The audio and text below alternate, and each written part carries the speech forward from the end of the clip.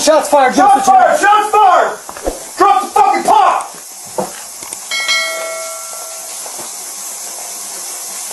Bring emails now. We got a headshot wound to the female. Headshot wound to the female. 1078. Fuck. I was on. I'm gonna go get my kit. No, headshot, bitch. You're done. So Sonya Massey, someone from Illinois, an unarmed black woman, was shot the other day in her home by a deputy sheriff. The deputy has since been charged with murder. You've said police would get immunity from prosecution if you win. Why should someone like that officer have immunity, in your opinion? Immunity? Immunity. Closure today for the family of Sonya Massey, as Sangamon County has reached a settlement agreement with the family for $10 million for her tragic. What happens when a cry for help becomes a death sentence? How does a life filled with love, resilience, and hope end in silence and sorrow? These are the haunting questions surrounding the tragic death of Sonya Massey, a devoted mother, grandmother, and cherished member of her Springfield, Illinois community. Sonya was no stranger to challenges, but she faced them head-on, always prioritizing her family and finding joy in the little things. Her home was her sanctuary, a place where she felt safe. But on the night of July 23, 2024, that sense of security was shattered forever. It started with a simple call. Sonya heard noises outside her door and feared for her safety. She reached out to law enforcement, trusting they would protect her. Instead, within minutes, her life was cut short. Not by an intruder, but by the very officers she called for help. Body camera footage later revealed the horrifying truth. Sonya was shot multiple times, including a fatal shot to the head, all over a pot of hot water she held as a means of self-defense. How did this happen? Who failed Sonya that night? And what secrets lie beneath the surface of this devastating case? Stick with us as we unravel the shocking story of Sonya Massey. A tale of trust betrayed, systemic failure, and the fight for justice. In this video, we'll trace Sonya's final hours, examine the chilling body cam footage that captured her last moments, and explore how her family is demanding accountability. We'll also delve into the national outrage sparked by her death, the legal fallout, and the broader implications for policing in America. But there's more to this story than meets the eye. What drove Deputy Sean Grayson to pull the trigger? How did investigators piece together the events of that fateful night? And what will it take to prevent another tragedy like this from happening again? Keep watching as we uncover the heartbreaking details of a case that has shaken a nation and ignited a movement for change. Welcome to Fatal Fame, where all our stories are based on true crimes. Please support us by subscribing to this channel and clicking the notification bell icon so you don't miss any of our latest stories. Let's start by getting to know Sonya. She wasn't just a name in the headlines. She was a real person, loved deeply by those around her. Sonya Massey was a pillar of her Springfield, Illinois community. She was a mom, a grandma, and the kind of neighbor everyone could count on. People knew her for her big heart, her resilience, and the way she lit up a room with her warmth. Life hadn't always been easy for Sonya. Like many of us, she faced challenges, but she never let them break her. Her family meant everything to her, and her faith kept her strong. Her home was more than just four walls. It was her safe space, her refuge. It was where she felt protected, where she could breathe easy after a long day. But on one tragic night, that sense of safety was shattered forever. What happened next would leave her family and an entire nation searching for answers. Stick with us as we dive deeper into Sonya's story, because understanding who she was helps us understand why her loss is so devastating. Now, let's go back to that night, July 23, 2024. It was around 10:15 p.m. when Sonya Massey made a call no one should ever have to make. She dialed 911, her voice trembling as she told the operator she thought someone was trying to break into her home. Imagine being in her shoes.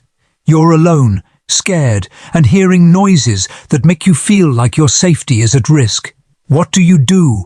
Like anyone would, Sonya turned to the people she trusted most in that moment, the police. She believed they would come to protect her, to make sure she was safe. But here's the thing, Sonya wasn't just calling for help. She was putting her life in the hands of strangers, and what happened next would change everything. Stay with us as we walk you through those fateful moments and uncover how a routine call for help turned into a nightmare no one saw coming. By 10:30 p.m., the officers arrived at Sonya's home. Among them was Deputy Sean Grayson. What should have been a moment of relief for Sonya, knowing help had finally come, quickly turned into something else entirely. The situation escalated almost immediately. Deputy Grayson noticed Sonya holding a pot of hot water. To him, it looked like a potential weapon. But to Sonya, it wasn't that at all. She was scared, unsure of what was happening outside her home, and holding on to the only thing she thought might protect her if things went wrong. Grayson demanded she put the pot down. For Sonya, this must have been terrifying. Here she was alone in her own house, doing everything she could to stay safe, and now she was being ordered around by someone she didn't know. The tension in the room grew thicker with every passing second. What happened next is hard to imagine, but it's a moment that will stay with us as we piece together this heartbreaking story. By 10:45 p.m., the unthinkable happened. In a matter of seconds, Deputy Sean Grayson opened fire, shooting Sonya Massey multiple times. One of those shots struck her in the head, a fatal blow that ended her life right there in her own home. What makes this moment even harder to comprehend is the body camera footage. It captured everything, the tension, the fear, and ultimately the horrifying decision to pull the trigger. There's no ambiguity here. The video shows exactly what went wrong, and it leaves us with one haunting question. How did a routine call for help turn into a deadly confrontation? Sonya wasn't an intruder or a criminal. She was a woman who just wanted to feel safe. Instead, she became another name in a growing list of lives lost under tragic circumstances. This isn't just Sonya's story anymore. It's a story about trust, accountability, and the urgent need for change. As we move forward, we'll explore how this tragedy has sparked outrage across the nation, and what's being done to ensure something like this never happens again. On August 5, 2024, the world saw what really happened that night. The body cam footage was released to the public, and it didn't take long for people to react. What they saw shocked them. In Springfield, protests erupted almost immediately. People took to the streets, holding signs, chanting for justice, and demanding answers. But it didn't stop there. The outrage quickly spread nationwide, with rallies and marches happening in cities across the country. Sonya Massey's name became a rallying cry for change. Advocates and activists were quick to point out that Sonya's story wasn't unique. Her death fit into a larger, heartbreaking pattern of police violence that disproportionately affects Black and marginalized communities. For many, this wasn't just about one tragic case. It was about years of systemic issues that have gone unaddressed. The footage forced people to confront uncomfortable truths about policing in America. It also reminded everyone why cases like Sonya's can't be ignored. They're not isolated incidents, but part of a much bigger problem. As we move forward, we'll explore how this outcry turned into action and what steps are being taken to create real change. Just 3 days after the body cam footage was released, on August 8, 2024, Deputy Cian Grayson was formally charged with first-degree murder and aggravated battery. For many, this was a step in the right direction, a sign that accountability might finally be within reach. But this wasn't just about one officer or one case anymore.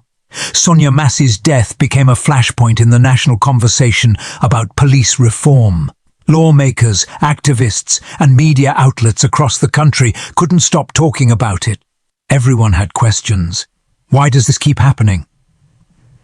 What can we do to stop it? The case put a spotlight on the urgent need for change in how police officers are trained, how they respond to calls for help, and how they're held accountable when things go wrong. It also reignited debates about systemic racism and inequality in the justice system. For lawmakers, this was a wake-up call. Some began pushing for new laws to address police misconduct and improve community safety. For activists, it was another reason to keep fighting for justice, not just for Sonya, but for everyone who has been failed by the system. As the legal battle unfolds, we'll see how this case continues to shape the national dialogue around policing and accountability. Stay with us as we explore the next steps in the fight for justice and the broader impact of Sonya's story on the push for reform. On August 15, 2024, Sonya Massey's family took a stand. Led by her children and represented by renowned civil rights attorney Ben Crump, they filed a lawsuit against Sangamon County. This wasn't just about seeking justice for Sonya.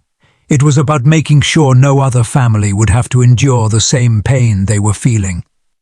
The lawsuit demanded two things: compensatory damages for the loss of their beloved mother and grandmother, and sweeping institutional reforms to prevent future tragedies. For Sonya's family, this fight wasn't optional. It was personal. They vowed to honor her memory by pushing for real, lasting change in the system that failed her. Ben Crump, known for representing families in high-profile cases of police misconduct, didn't mince words. He called Sonya's death a preventable tragedy and emphasized how it highlighted the urgent need for accountability and reform in law enforcement. Her family echoed his sentiment, speaking out at press conferences and rallies with one clear message: Sonya deserved better. This wasn't just about one case or one family. It was about sending a message to the nation. Sonya's loved ones weren't going to let her story fade into the background. They wanted answers, action, and justice, not just for themselves, but for everyone who has ever felt powerless against a broken system. By September 2024, a major development in the case brought some measure of closure to Sonya Massey's family. They reached a $10 million settlement with Sangamon County, one of the largest payouts in recent years for a police misconduct case. While no amount of money could ever bring Sonya back, the settlement was a powerful acknowledgement of the injustice she and her family endured. But the impact of this case didn't stop there. It reached all the way to the White House. President Joe Biden and Vice President Kamala Harris issued statements calling for sweeping reforms in policing across the country. They emphasized that cases like Sonya's are not isolated incidents. They're symptoms of deeper problems that need to be addressed. President Biden said it plainly: "We cannot turn away from the hard truths these tragedies expose." Vice President Harris echoed that sentiment, urging lawmakers and communities to work together to build trust between law enforcement and the people they serve. The settlement and the national reaction sent a clear message: Sonya's story mattered. It wasn't just about one family or one county. It was about holding systems accountable and demanding better for everyone. On September 20, 2024, during a rally in Wisconsin, former President Donald Trump weighed in on Sonya Massey's case, and his words immediately sparked controversy. So Sonya Massey, Someone from Illinois, an unarmed black woman, was shot the other day in her home by a deputy sheriff. The deputy has since been charged with murder. You've said police would get immunity from prosecution if you win. Why should someone like that officer have immunity, in your opinion? Immunity? Immunity. I don't know the exact case, but I saw something, and it didn't look good to me. It didn't look good to me.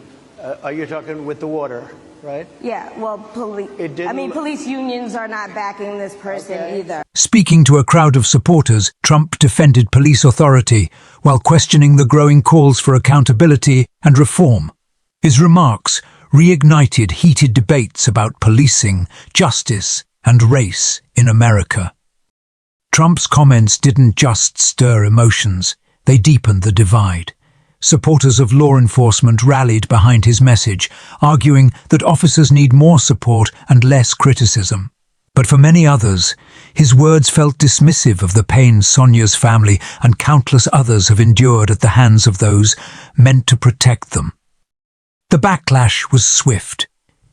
Critics accused Trump of ignoring the systemic issues highlighted by Sonya's death, while advocates for reform used his remarks as fuel to push harder for change. The nation found itself yet again split, some defending police authority, others demanding accountability and justice.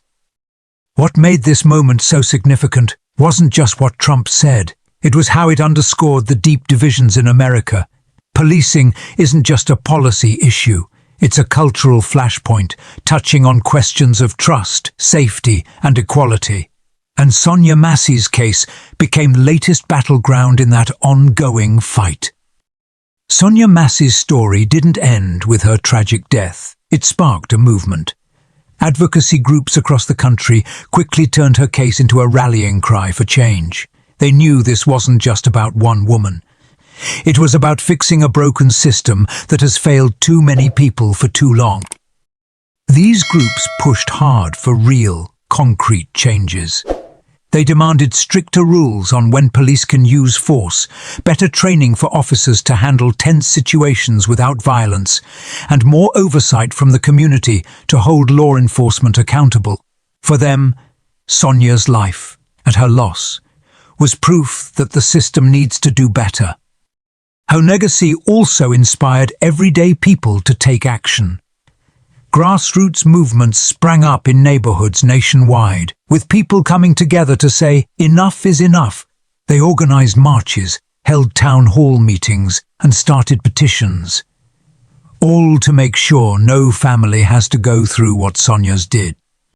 At the heart of it all was one big goal: trust. Communities want to feel safe around the officers who are supposed to protect them.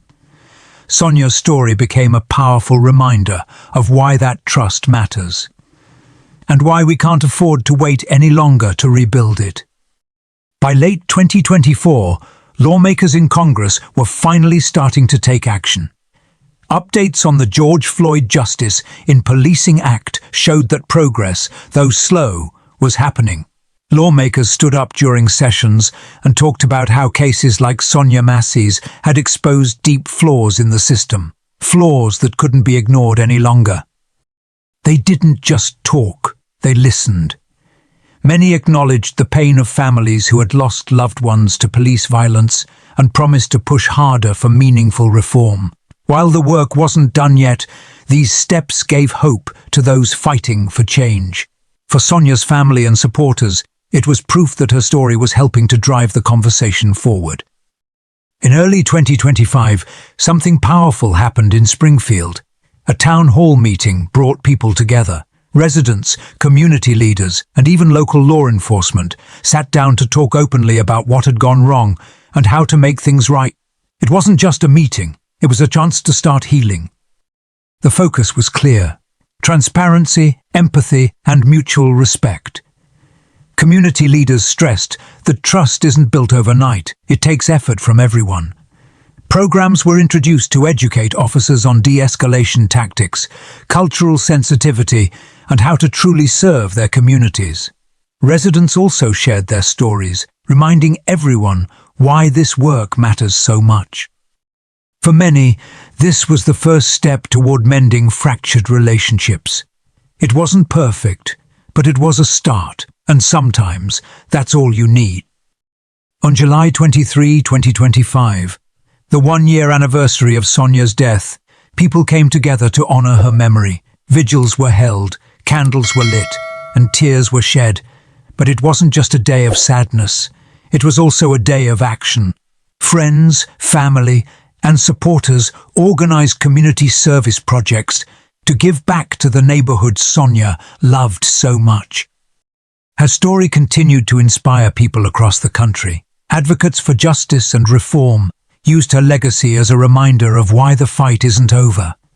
At events celebrating her life, speakers talked about her warmth, her resilience, and her unwavering love for her family.